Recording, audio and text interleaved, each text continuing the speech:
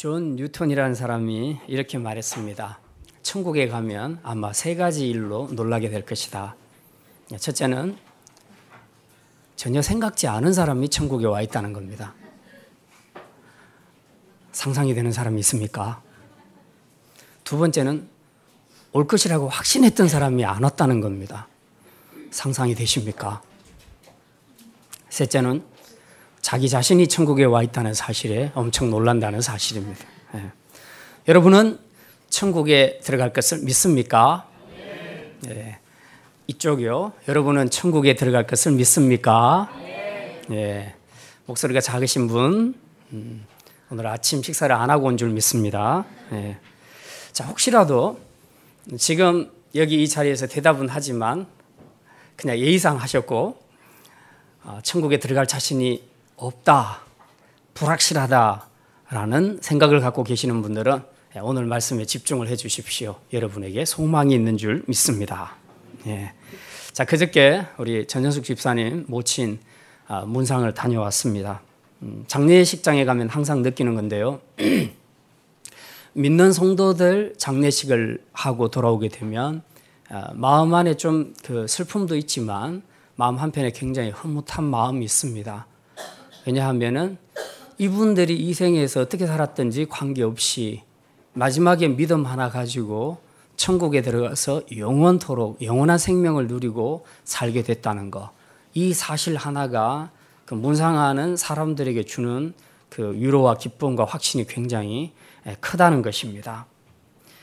사람이 죽는 것은 피할 수 없겠지만 죽음 이후의 영원한 생명, 이 영원한 생명을 가장 확실한 천국에서 보낼 수 있다는 것만큼 큰 축복이 어디 있겠습니까? 그래서 비록 이별의 슬픔은 있지만 우리가 믿는 사람들의 장례식에는 항상 우리 마음속에 그 눈물 속에도 어떤 기쁨과 평안 이런 것들이 함께 공존하는 것을 우리가 보게 됩니다. 오히려 정말 장례식장에서 마음이 아픈 것은 그 믿지 못하고 돌아가신 분들, 안 믿고 돌아가시는 분들의 장례식에 갔다 오게 되면 진짜 마음이 아픕니다. 그리고 그들의 가족들이 흘리는 그 눈물은 정말 통곡이라고 말할 수가 있죠. 오늘 본문에 보면 이제 이 부분과 관계해서 하나님께서 에스겔에게 또 하나의 행위 예언을 주시는 것이 나옵니다. 18절에 그 내용이 나와 있는데요. 우리 같이 한번 읽겠습니다. 18절. 인자야, 애굽의 무리를 위하여 슬피 울고 그와 유명한 나라의 여자들을 구덩이에 내려가는 자와 함께 지하에 던지며, 애굽을 위하여 슬피 울어라. 그리고 애굽과 그와 함께한 모든 여자들을 구덩이에 집어 던져라. 이제 그렇게 말씀을 주고 있습니다. 왜 애굽을 위해서 울으라고 하는가? 왜 애가 조가를 부르라고 하는가? 이제 하나님께서 애굽을 들어서 소올이라는 것은 유대 사람들이 흔히 생각하는 죽은 사람들이 가는 지하 어둡고 컴컴한 곳을 소올이라고 생각합니다. 좋은 의미에서 천국보다는 안 좋은 의미에서 죽음의 세계, 이것을 소올이라고 표현하고요. 신약에서는 이제 이것을 좀 더 확장시켜서 지옥이다, 그렇게 연결시키기도 합니다. 자, 하나님께서 이제 이 애굽을 들어서 소올에다가 집어 넣을 거라는 거죠. 넣을 거니까 너 애굽의 운명을 보면서 울어라 좀. 곡을 하고 울어라. 그러면서 애굽과 함께 여자들을 구덩이에 집어 던져라. 이제 그렇게 하나님께서 미션을 주십니다. 근데 이 재밌는 것은 이제 이 애굽을 던져서 소올에 던졌더니 이 애굽이 들어가서 보니까 거기에 자기만 있는 게 아니더라는 거죠. 거기에 누가 왔냐? 반가운 얼굴들이 있습니다. 22절에 보니까 아수르도 와 있더라. 24절에 보니까 엘람이라는 나라도 와 있더라. 26절에 보니까 메섹과 두발이라는 나라도 와 있더라. 그리고 29절과 30절에 보면 에돔과 시돈까지 전부 소올에 와 있더라. 애굽보다도 훨씬 이전에 와서 자리를 잡고 있더라. 이제 그렇게 말하는 겁니다. 지금 여기서는 이제 나라들을 의인화해서 설명하기는 했지만 어쨌든 애굽이 소올에 가보니까 자기보다도 먼저 온 강대국들이 6나라나 되더라. 그리고 다 낯익은 얼굴들이더라. 예, 그래서 굉장히 반가웠다. 이제 그런 얘기입니다. 예. 자, 그런데 이제 에스겔은 애가를 부르면서 애굽보다 먼저 와 있는 이 6나라를 소개하기 시작합니다. 이제 우리가 문상 가면 상주가 그 가족들을 그 손님들한테 소개를 하죠. 이분은 맞상주입니다. 이분은 어떻게 됩니다. 어떻게 됩니다. 소개 안 합니다. 예. 그것처럼 지금 이 소홀에 애굽이 던져져서 들어갔더니 거기서 먼저 온 6나라에 대해서 이제 다 소개를 하고 있습니다. 아수르는 어떻게 해서 여기에 왔고 지금의 상황은 이렇고, 에돔은 어떻게 해서 이 땅에 이 소홀에 왔고 지금은 어떻고, 이런 것들을 하나하나 설명을 하고 있습니다. 이제 그 설명을 우리가 읽은 거예요. 이제 읽을 때는 무슨 말인지 몰라요. 복잡하고. 예. 그리고 일단 말이 너무 기니까 기왕이면 좀 짧게 요약해서 제가 설명을 드리면 그런 겁니다. 이 6나라들, 소홀에 온 6나라들 하나하나 소개를 합니다. 예, 소개를 하면서 얘네들이 왜 여기 왔는지를 에스겔이 설명을 해주고 있는 그런 행위 예언. 네, 이것이 오늘 우리가 본문에 본 내용입니다. 자, 근데 이 6나라들 이제 우리가 살펴볼 건데요. 이 6나라들은 한마디로 말해서 세상에서 잘 나가는 나라들이었습니다. 예. 세상 부러울 곳이 없는 나라, 또 혹은 힘 있는 나라, 자기가 가지고 있는 힘과 또 이 부유함을 가지고 사치와 쾌락 속에서 그렇게 살았던 그런 나라들입니다. 그런데 그들의 결론은 뭐였냐? 그들이 가는 결론의 자리는 어디였냐? 소홀이었다. 구덩이였다. 죽음의 세계. 좀 더 확장해서 말하면 지옥이었다. 그렇게 말하고 있습니다. 결국 이 말씀을 통해서 하나님께서 우리에게 오늘 주시고자 하는 말씀이 뭐냐 하면, 이 6나라가 누리고 붙잡고 살았던 그 소중하게 여겼던 것들이 있는데, 그것들을 우리가 살펴볼 것인데, 그것들은 다 사라질 것들이다. 궁극적으로는 다 사라질 것들이다. 지금 그걸 에스겔을 통해서 우리에게, 그 당대의 백성들뿐만 아니라 우리에게도 그 말씀을 주고 있는 것입니다. 그래서 오늘 말씀의 제목을 하나님 앞에서 사라질 것들, 하나님 앞에서 사라질 것들. 이건 곧 하나님 앞에서 의미 없는 것들이다. 우리도 대청소할 때는 필요한 것들은 꼭 챙기잖아요. 근데 보고 아무리 멋있고 비싸도 필요 없는 것이라 생각하면 다 버리잖아요. 마지막 하나님께서 이 세상을 심판하실 때 의미 없다고 생각하는 것들은 다 버린다는 겁니다. 이런 것들은 다 하나님 앞에서 사라지게 된다는 것이죠. 마지막에 남는 것은 의미 있는 것, 하나님 앞에서 의미 있는 것, 소중한 것만 남긴다는 겁니다. 그래서 이걸 붙잡고 있는 사람이 누군가, 그걸 본다는 거죠.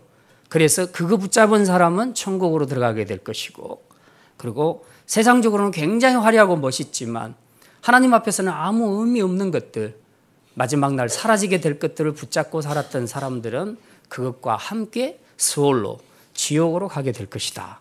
그 메시지를 오늘 이 말씀을 통해서 우리에게 주고 있는 것입니다. 자, 그러면 하나님 앞에서 사라질 것들은 무엇일까? 이제 오늘 우리가 두 가지로 그 말씀을 생각합니다. 첫째는 아름다움과 풍요를 추구하는 인간적인 모임입니다. 한번 따라합시다. 아름다움과 풍요를 추구하는 인간적인 모임. 예. 에스겔이 지금 애굽을 위한 애가를 부를 때에 그 내용을 보니까 18절에 이렇게 기록을 하고 있습니다. 인자야, 애굽의 무리를 위하여 슬피 울고 그와 유명한 나라의 여자들을 구덩이에서 내려가는 자와 함께 지하에 던져 넣어라. 그리고 그 다음 말하기를, 이르라 너의 아름다움이 어떤 사람들보다도 뛰어나도다. 너는 내려가서 할례를 받지 아니하는 자와 함께 누울지어다. 네. 여기 지금 애굽을 소홀에 던져 넣어라 할 때 함께 누구를 넣으라고 말하고 있습니까? 유명한 나라의 여자들을 구덩이에 함께 던져 넣어라. 그렇게 말하고 있습니다. 유명한 나라의 여자들이 누구지? 예. 바로 애굽과 동맹을 맺었던 나라들을 이야기합니다. 애굽과 동맹을 맺거나 애굽을 추종하거나 애굽과 교류해서 많은 이익을 얻었던 이방의 열국들을 지칭하는 것이 바로 유명한 나라의 여자들입니다. 이들은 애굽이 바벨론의 군대에 말발굽발에 짓밟히고 그들의 칼에 의해 살육을 당할 때나 혹은 그 이전에 멸망하여서 애굽과 함께 음부에 던져진 나라들입니다. 그러면 이들이 왜 애굽과 동맹을 맺고 연합을 했을까 하는 겁니다. 자, 그 힌트가 19절에 나와 있죠. 너의 아름다움이 어떤 사람들보다 뛰어나도다. 애굽의 아름다움을 보고 많은 나라들이 매력을 느꼈다는 겁니다. 이게 사람으로 표현하면 이런 겁니다. 아주 멋진 남자. 생긴 것도 멋지고 가진 것도 많고 배운 것도 많고 몸도 건강하고 모든 조건을 갖추고 있는 최고의 1등 신랑감. 그게 바로 애굽이었다. 사람으로 비유한다면. 그래서 모든 여자들이 보고 반했다. 그래서 나 저 남자하고 엮였으면, 같이 갔으면, 같이 살았으면 그렇게 생각을 하고 몰려들기 시작을 했다는 겁니다. 그 유명한 나라의 여자들이 바로 애굽과 동맹을 맺었던 열강들, 나라들이었다. 이제 그 이야기를 하는 것이죠. 자, 그런데 이렇게 항상 우리 사람들도 보면 좀 그 외모를 잘 갖춘 아름다운 사람, 미남이든 미녀들이든 간에 그런 사람들에게 우리가 반응을 많이 하지요. 언젠가 그 아이돌 가수, 좀 오래된 아이돌 가수인데 고백하는 내용을 제가 들어본 적이 있습니다. 이 여자 가수가 가창력은 아주 뛰어난데 미모가 아주 못생긴 건 아닌데 아주 예쁘지는 않았는가 봐요. 그래서 그 걸그룹의 행사가 끝나면 팬들이 와서 이제 사인을 받아가는데 이 여가수는 안 오고 다른 가수들에게 쫓아가서 다 거기에 몰려서 사인을 받는다는 거죠. 그러니까 여자로서 굉장히 자존심이 상한 거죠. 가창력은 누구보다 탁월한데 지금 이 미모를 보고 팬들이 자기에게는 안 오고 다른 사람들에게 몰려갔다는 겁니다. 그래서 그것 때문에 굉장히 마음이 힘들었다. 그래서 결국은 이제 성형수술을 했다고 그렇게 고백을 하더라고요. 네, 저는 이전의 얼굴은 잘 모르고요. 성형수술한 얼굴을 제가 봤는데 이쁘더라고요. 아무튼 노래를 참 잘한다 그렇게 생각했는데 또 그런 아픔들이 있었다고 합니다. 네, 세상은 언제나 늘 아름다운 것에 반응을 합니다. 요즘 여고생들이나 여대생들이 졸업을 하고 나면 취직할 때 가장 먼저 하는 것이 성형이라고 하죠. 왜냐하면 회사에서 일단 예쁜 사람들을 뽑는다는 겁니다. 지금 이 시대가 그렇게 흘러가고 있습니다. 그래서 이 사회가 사람의 내면이나 속사람을 보기보다는 어쨌든 겉으로 드러나는 모습, 이 외적인 것들을 많이 본다는 거죠. 소위 이 외모 치상주의, 이 흐름 속에서 이제 굉장히 많은 여자들이 상처를 받고 또 힘든 생활을 하고 있습니다. 물론 우리가 이 예쁜 것에 반응하는 것, 그것 자체가 꼭 나쁘다고 말할 수는 없습니다. 하지만 이 아름다움을 선택하면서 보다 중요한 가치를 놓쳐버린다면 그 아름다움이 때로는 우리에게 득이 되는 것이 아니라 실이 되고 그리고 어떤 경우에는 아주 치명적인 독이 될 수 있다는 것을 우리가 기억해야 된다는 사실입니다. 자, 오늘 본문에 나오는 애굽도 마찬가지입니다. 애굽은 참 아름다웠다. 오늘 19절에 너의 아름다움이 어떤 사람들보다 뛰어나도다. 그렇게 말했습니다. 근데 그 뒤에 뭐라고 말합니까? 너는 내려가서 할례를 받지 아니한 자와 함께 누울지어다. 무슨 말입니까? 너 무지 예쁘다. 인기 많았겠다. 근데 너 지옥 가라. 지금 그 이야기를 하는 거죠. 이쁜 거 전혀 나 고려 안 한다. 지금 그 이야기를 하나님의 에스겔을 통해서 말씀하고 있습니다. 지금 애굽의 아름다움은 뭡니까? 선진 문화로서 화려하고 찬란한 문명과 그 물질적 풍요함, 이것이 애굽의 아름다움이라고 볼 수 있죠. 이 아름다움에 매력된 많은 주위의 나라들이 애굽과 서로 동맹을 맺기를 원하고 서로 경제적으로 교류하기를 원했던 것입니다. 지금의 미국은 전형적으로 애굽과 같은 존재라고 말할 수 있죠. 그래서 모든 나라들이 미국과 어쨌든 연관을 맺고 싶어 하는 거죠. 이제는 중국이 그 자리를 올라가고 있습니다. 우리나라도 지금은 이념을 넘어서 중국과 교역을 하지요. 옛날 같으면 있을 수 없는 일이었는데 지금은 그것을 시도합니다. 그리고 중국과의 교역이 상당히 활발해졌습니다. 왜 그렇습니까? 교육을 통해서 우리가 경제적으로 이득을 많이 얻을 것이라는 계산을 가지고 있기 때문에 그렇습니다. 그런데 이 당시에도 애국과 손을 잡은 나라들이 다 똑같은 계산을 하고 있었다는 거죠. 그래서 이 애국의 아름다움을 보면서 모두가 다 서로 동맹을 맺고 연합하기를 원했던 것입니다. 자, 문제는 이들이 이렇게 애국과 손잡고 연합을 하면서부터 점점 이들의 태도가 달라지기 시작합니다. 애굽처럼 그렇게 교만해지기 시작을 했다는 거죠. 그래서 이 나라들이 하나님을 인정하지도 않고 하나님을 두려워하지도 않고 오히려 하나님의 백성 이스라엘을 괴롭히는 역할을 했다는 것입니다. 그래서 하나님은 애굽과 함께 이 여자들, 이 유명한 여자들, 이 여자들을 함께 소홀에 집어 던져 넣으라고 하나님께서 그렇게 말씀하고 있습니다. 오늘 우리 개인의 삶에서도 종종 애국과 같이 멋있는 외모와 그리고 풍족한 삶의 마음이 끌려서 신앙적이지 못한 결단을 하는 그런 사람들도 많이 있습니다. 마치 자기 인생이 애국 같은 조건을 갖춘 그런 사람과 함께하면 자신의 미래가 보장될 것처럼 그리고 자기의 생이 행복할 것처럼 그렇게 생각하면서 끊임없이 이 세상의 아름다움과 손을 잡고 연합하고 나가려고 하는 이런 결정을 할 때가 많이 있다는 것입니다. 하지만 하나님이 없는 그런 연합에는 구원도 없고 생명도 없고 그리고 그 모든 것들은 하나님 앞에서 궁극적으로 사라질 것이라는 것을 우리는 분명히 기억해야 합니다. 오늘 하나님 없이도 여러분을 행복하게 해줄 수 있다고 믿고 여러분이 붙잡는 여러분의 애굽은 무엇이라고 생각하십니까?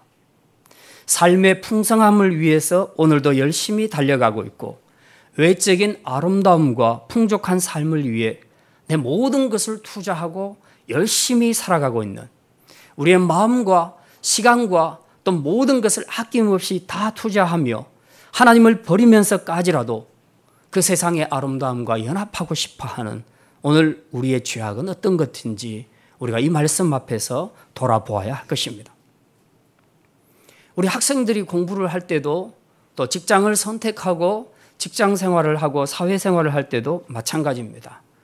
우리의 모든 목표가 공부하는 모든 목표가 전부 이 외적인 아름다움과 풍성한 삶 이것만을 향해서 달려가 나아가게 된다면 잘못하다가는 하나님을 배제시키고 애굽과 연합하고 애굽의 아름다움에 손을 잡고 달려가는 그런 생이 될 수가 있다는 것을 우리가 기억을 해야 합니다.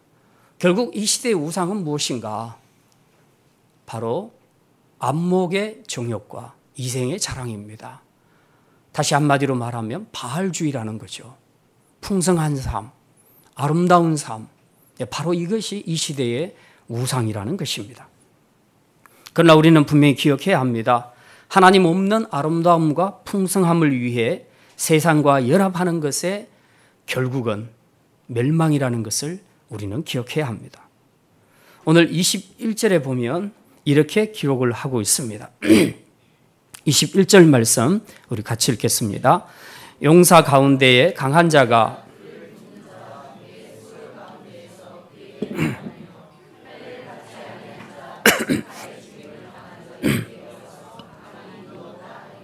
용사 가운데 강한 자란 것은 애굽의 바로와 그리고 동맹을 맺었던 나라의 왕들을 가리킵니다. 그다음에 그를 돕는 자라는 것은 바로와 한편이 되었던 사람들을 이야기하고요. 할례받지 않은 자라는 것은 구원받지 못하는 이방인들을 멸시할 때 유대인들이 쓰는 용어입니다. 결론은 뭡니까? 애굽과 그리고 그 연합한 자들의 최후는 죽음이었다. 죽음이었다. 할례받지 않는 이방인들이 지옥으로 내려가 죽는 것처럼 이들의 마지막 최후도 그렇게 될 것이다 하는 것을 우리에게 보여주고 있습니다. 하나님 없는 인간적인 연합, 특히 세상적인 아름다움과 풍요한 삶만을 목적으로 하나님을 떠나서 세상과 연합하여 사는 것은 결국 하나님 앞에서 다 사라질 것이며 비참하고 허무한 죽음이 기다리고 있다는 것을 우리는 기억해야 할 것입니다. 이제 두 번째 말씀입니다. 하나님 앞에서 사라질 것들은 무엇인가? 힘과 권세와 명성입니다. 한번 따라합시다. 힘과 권세와 명성입니다. 22절 보면 애굽이 서울에 가서 맨 먼저 발견한 나라가 바로 아수르였습니다. 22절에 보면 그렇게 나와 있어요. 거기에 아수르와 그 온 무리가 있으며 다 죽임을 당하여 칼에 엎드려진 자라. 그 무덤이 그 사방에 있도다. 아수르가 칼에 엎드려져 죽었다. 아수르는 어느 나라에 망했죠? 아수르는 어느 나라에 망했습니까? 우리 성경 일독 잘하고 있습니까? 오집사님 어느 나라에 망했죠? 바벨론에 망했답니다. 꼭 가르치는 선생님만 알아야 되겠습니까? 자, 이 아수르가 바벨론에 망했는데 이 바벨론의 칼에 죽임을 당해 엎드려졌다고 그렇게 말합니다. 근데 이 아수르가 원래 어떤 나라였느냐? 23절 보면 23절 하반절에 그렇게 기록이 되어 있습니다. 그들은 다 죽임을 당하여, 거기서부터 같이 읽겠습니다. 그들은 다 죽임을 당하여 칼에 엎드려진 자, 곧 생존하는 사람들의 세상에서 사람들을 두렵게 하던 자로다. 이 말이 무슨 말입니까? 아수르도 바벨론에게 망하기 전에는 한가닥 했다 이 말이에요. 사람들을 두려워하게 했던 그런 막강한 나라였다. 지금 그걸 이야기하고 있습니다. 모든 나라들이 바벨론 등장하기 전에는 아수르를 두려워했다는 거예요. 우리가 잘 아는 것처럼 북이스라엘은 어디에 망했습니까? 아수르에 망했죠. 남유다는 어디에 망했습니까? 맞습니까? 그런데 북이스라엘도 아수르에 망했지만 남유다도 히스기야 왕 때에 아수르 산헤립이 쳐들어왔을 때에 엄청나게 떨었습니다. 그때 온 유다가 다 떨었죠. 벌벌 떨었습니다. 지금 아수르 하면 바벨론 등장하기 전까지는 최고였습니다. 최고의 막강한 나라였습니다. 자, 근데 이제 이 아수르가 이렇게 힘과 권세를 가지게 된 것은 사실은 하나님이 그걸 주셨어요. 하나님이 이 북이스라엘을 치게 하기 위해서 아수르를 강하게 세우신 겁니다. 그런데 얘네들이 이걸 모르고 자기가 잘나서 그런 줄 알고 북이스라엘 친 정도가 아니라 이제 남유다도 괴롭히고, 그리고 북이스라엘도 과하게 짓밟고, 그리고 교만한 마음으로 지금 모든 나라들에 대해서 힘을 행사하기를 시작한 겁니다. 그러니까 하나님께서 보고 얘 안 되겠다. 그래서 얘를 없애고 바벨론을 들어 쓰십니다. 그래서 바벨론을 들어서 아수르를 치게 만들었다는 거죠. 그래서 아수르가 애굽보다도 먼저 서울에 가 있는 겁니다. 서울에 아수르가 가 있으니까 이제 애굽이 오는 겁니다. 그래서 보고 둘이서 서로 이제 악수를 하죠. 자기 힘과 권세를 믿고 교만하게 행하는 것, 이게 바로 아수르의 정신입니다. 오늘 이 땅에도 아수르처럼 힘과 권세를 가지고 함부로 약자를 짓밟고 괴롭히는 나라들이 있습니다. 요즘 중국이나 특별히 일본의 아베 같은 사람들은 전형적으로 아수르의 정신으로 살아가는 사람들입니다. 자신들이 가지고 있는 힘과 권세, 경제력과 군사력을 가지고 자기들이 원하는 것을 다 빼앗고 자기 것이라 주장하는 바로 이런 행태가 아수르의 정신으로 사는 것이죠. 근데 이것은 나라들만 나타나는 것이 아니고 우리 사회 곳곳에서도 잘 드러납니다. 특히 요즘은 대기업의 오너들, 그리고 정치인들 중에서 자신들이 가진 부나 혹은 권세나 명성을 가지고 국민들 위해, 백성들을 위해 군림하면서 백성들을 거의 약탈하는 수준에서 그렇게 백성들을 괴롭히며 사는 그런 사람들도 분명히 있습니다. 가끔 뉴스를 보면 이 중소기업이나 하청업체를 향한 대기업의 갑질이나 아니면 횡포는 거의 살인적인 수준입니다. 이게 칼만 안 들었지 거의 강도와 똑같습니다. 지금 대형 마트들에 입점해 있는 그 속옷 상인들은 열심히 일해가지고 전부 대기업에 다 지금 뺏기고 있습니다. 그러니까 살 수가 없어요. 처음에는 대기업에 들어가면 거기서 장사를 하면 돈 벌 줄 알았는데 거기 들어가서 보니까 와 이것저것 떼는 것도 많고 결국은 다 가져간다는 겁니다.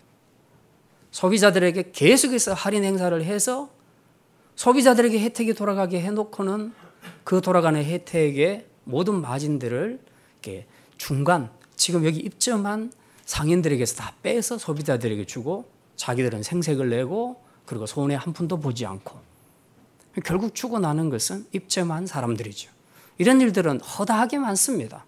이 일 우리 교인들 중에서도 해보신 분들이 있지 않습니까? 그래서 누구보다 잘 알지요. 예. 오늘날 우리 사회에 앗수르와 같은 힘을 가진 자에 의해 고통당하는 사람들이 굉장히 많이 있습니다. 기업은 물론이고 개인적으로도 이 부자들의 갑질은 약자들을 협박하고 두렵게 만들고 있습니다.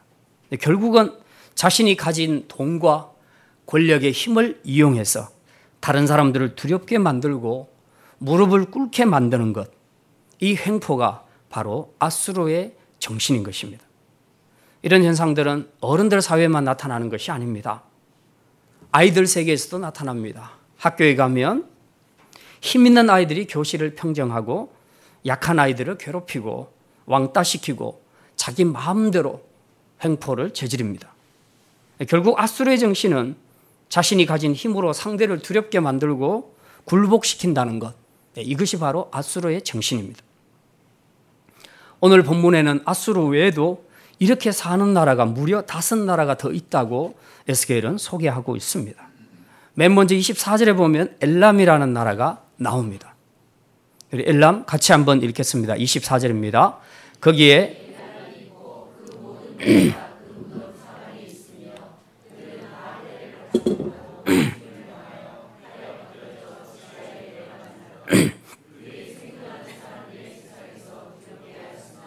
이제는 구덩이에 내려가는 자와 함께 수치를 당하였도다. 엘람은 셈의 장자죠. 셈의 장자의 후예입니다. 메소포타미아의 비옥한 초생달 지역의 동쪽 변방에 거했던 민족인데요. 과거의 우르를 멸망시키고 그리고 고대 바벨론과 교회 속에서 분쟁을 일으킬 정도로 내노라 하는 싸움꾼이었습니다. 주위 나라들을 두려움에 떨게 했던 민족이었습니다. 이 나라도 지금 소홀에 와 있습니다. 26절에 보면 메섹과 두발이 있습니다. 같이 읽겠습니다. 거기에 메섹과 두발과 그 모든 무리가 있고 그 여러 무덤은 사방에 있으며 그들은 다 할례를 받지 못하고 칼에 죽임을 당한 자로다. 그들이 생존하는 사람들의 세상에서 두렵게 하였으나. 이 메섹과 두발도 힘, 칼 가지고 여러 나라들을 두렵게 만들었다, 떨게 만들었다, 그렇게 말합니다. 어느 정도로 이 무력적인 나라였는지 27절 우리 같이 한번 읽겠습니다. 그들이 할례를 받지 못한 자 가운데에 이미 떨어진 용사와 함께 누운 것이 마땅하지 아니하냐. 이 용사들은 다 무기를 가지고 소홀에 내려가서 자기의 칼을 베개로 삼았으니 그 백골이 자기 죄악을 졌으며 생존하는 사람들의 세상에서 용사의 두려움이 있던 자로다. 이들이 생존을 할 때는 칼을 가지고 주위의 사람들을 두렵게 만들고 떨게 만들었습니다. 근데 이제 이 지옥으로 소홀로 내려가는데 내려갈 때도 칼을 들고 내려갔더라. 그리고 그 칼을 베개에 삼아서 누워있더라. 그렇게 기록을 하고 있습니다. 얼마나 이 칼, 무력, 힘을 가지고 다른 사람들을 압제하기를 천성적으로 좋아했던 민족이었던지 소홀에까지 가면서도 칼을 가지고 내려가서 그걸 베개에 삼아서 누웠더라. 그렇게 기록을 하고 있습니다. 그 다음 29절과 30절에 보면 에돔과 시돈도 마찬가지입니다. 자, 29절, 30절 같이 읽겠습니다. 거기에 에돔 곧 그 왕들과 그 모든 고관이 있으며 그들이 강성하였으나 칼에 죽임을 당한 자와 함께 있겠고 할례를 받지 못하고 구덩이에 내려간 자와 함께 누우리로다. 거기에 죽임을 당한 자와 함께 내려간 북쪽 모득 방백과 모든 시돈 사람이 있으며, 거기까지요. 지금 에돔과 시돈을 마지막으로 소개하고 있습니다. 이 두 나라도 표현해 보니까 똑같아요. 그들이 강성했다, 예전에는. 그러나 칼에 죽임을 당한 자와 함께 있겠고, 할례를 받지 못하고 구덩이에 내려간 자, 일반적으로 죽은 자들과 함께 누울 것이다, 그렇게 말하고 있습니다. 세상에서 그들이 자랑하고 위용을 부리던 힘과 권세, 명성, 이것 앞에 많은 나라와 백성들이 두려워 떨었지만 결국 그들이 하나님 앞에 섰을 때는 이 모든 게 아무것도 아니었다. 아무것도 아니었다는 겁니다. 오히려 그들은 자신들이 죽였던, 칼로 죽였던 그 사람들과 똑같이 죽음의 자리에 누워있는 시체가 되었더라, 그렇게 말합니다. 하나님 앞에 사라질 것들을 붙잡고 자신을 과시하며 살아가는 사람의 종말이 이처럼 허무하다는 것을 하나님은 에스겔을 통해서 우리에게 보여주고 있습니다. 31절에 보면 이런 사람들이 모인 곳이 스월인데요. 재미있는 현상이 있습니다. 31절 우리 같이 읽겠습니다. 바로가 그들을 보고 그 모든 무리로 말미암아 위로를 받을 것이며, 거기까지.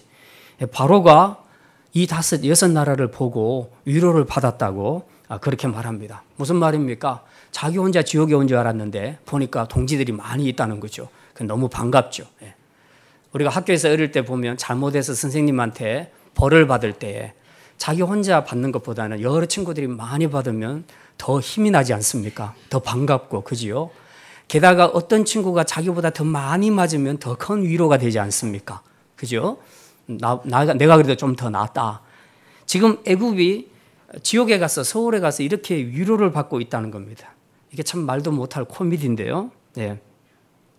함께 망하고 함께 죽는 것, 이게 무슨 위로가 되겠습니까?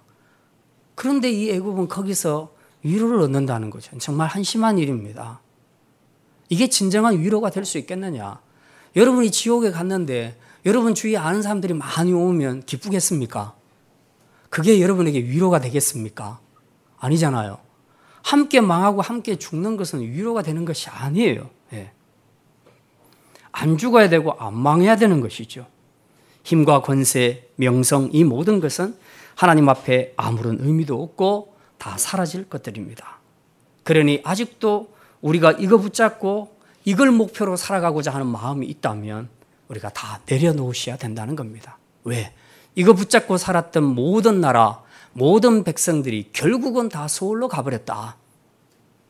하나님께서는 그걸 0점으로 평가하신다. 전혀 의미 없이 평가하신다는 겁니다. 그런데도 우리가 계속해서 그걸 붙잡고 살아야 될 것인가? 특별히 우리 학생들은 앞으로 인생의 목표와 비전을 세울 때에 이런 것들을 잘 생각을 하셔야 됩니다. 이제 말씀을 마칩니다.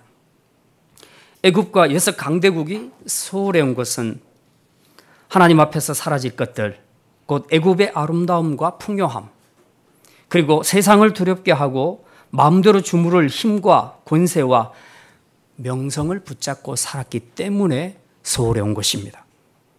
그러나 이 모든 것들은 종말에 하나님 앞에서 아무런 의미가 없으며 이렇게 행한 자들은 결국은 소홀의 구덩이에 눕게 될 것입니다. 때때로 우리는 이 세상을 살아가면서 지금 방금 말했던 이 것들, 하나님 앞에서는 사라질 것들인데도 불구하고 이 세상에서 너무 큰 매력을 주고 너무 큰 힘을 발휘하니까 내가 그래도 이거 붙잡고 살아야 되지 않겠느냐 하는 유혹을 받을 때가 많이 있고요. 그걸 가진 사람들을 보면 부러워하기도 합니다. 그러나 우리가 분명히 기억을 해야 합니다. 결국 이 모든 것들은 마지막 날 하나님 앞에서 다 사라지게 될 것들이라, 아무 의미가 없는 것으로 평가받게 될 것들이라 하는 것을 우리가 기억을 해야 합니다. 그래서 이제 애굽을 위해 애가를 불렀던 에스겔의 애가가 우리를 위한 애가가 되지 않도록 그동안 하나님이 아닌 이 땅에 사라질 것들을 주인 삼고 섬겨왔던 모든 것 다 이제 내려놓고 이제부터는 영원히 없어지지 아니할 하나님의 나라만 소망하면서 하나님만을 섬기며 살아가는 복된 성도들이 다 되시기를 주님의 이름으로 축원합니다.